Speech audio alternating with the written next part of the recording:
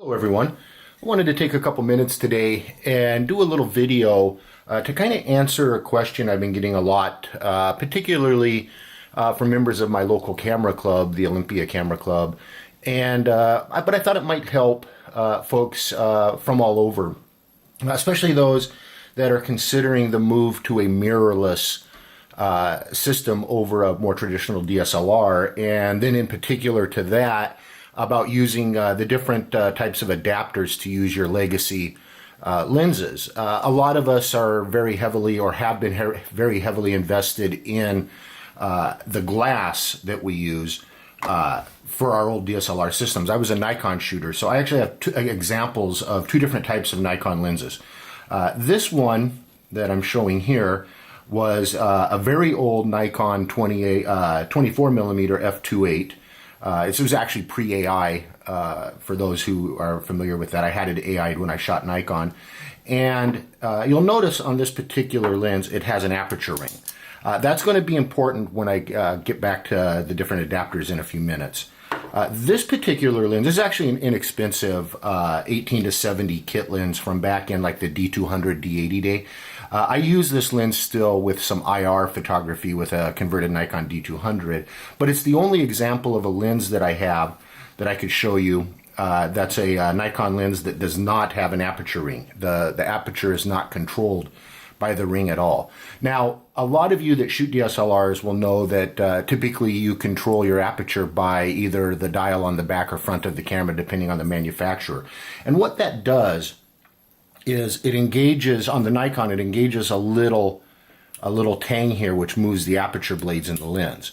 Now, when you're shooting with a legacy type of glass, whether it's Nikon, Canon, Pentax, it doesn't really matter, on your mirrorless system, you're going to need some way to control the aperture. It is a purely manual lens at that point. Now, there are some autofocus options out there, particularly for the Canon, and there's some new ones coming out for the Nikon. I don't have any experience with those. I'm not addressing those at all. I'm talking today about purely manual adapters.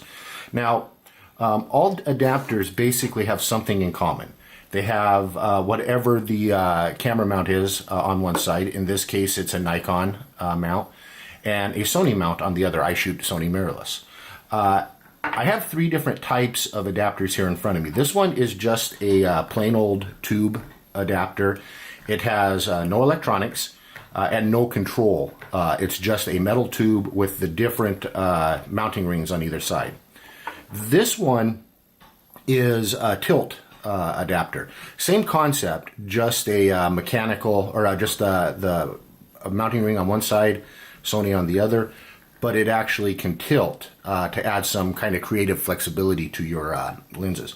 Now, this third one is a little bit different. What it is, and this is specifically for the G-type lenses or the lenses that don't have aperture rings, because you don't have a way to control the aperture like you do with an older or a lens with an aperture ring in the case of this AI lens. You need some way to be able to turn or move the little tang on your lens, and that's where this ring on this particular adapter comes into play. When I turn that, it actually will move that tang and allow the lens to open and close its aperture.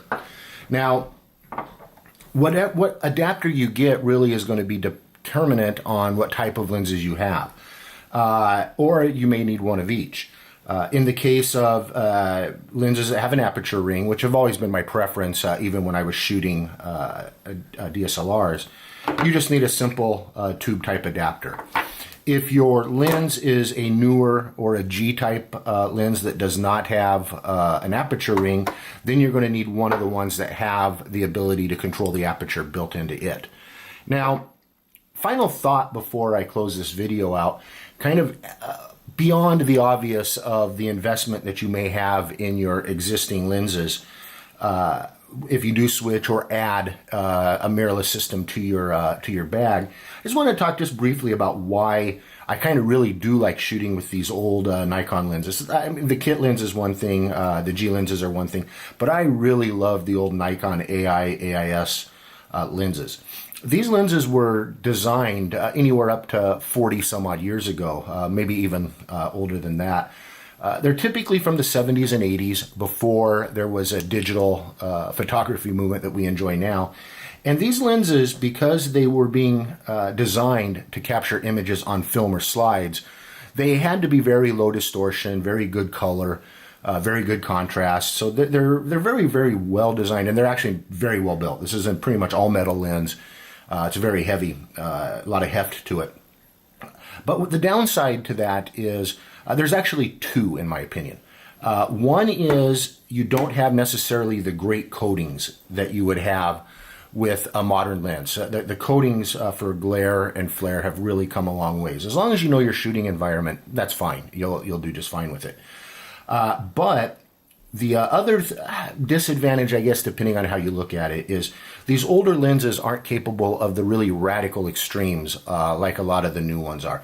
One of my favorite lenses when I was shooting with Nikon DSLRs was the 28-300 zoom lens. That's a very, very aggressive zoom range.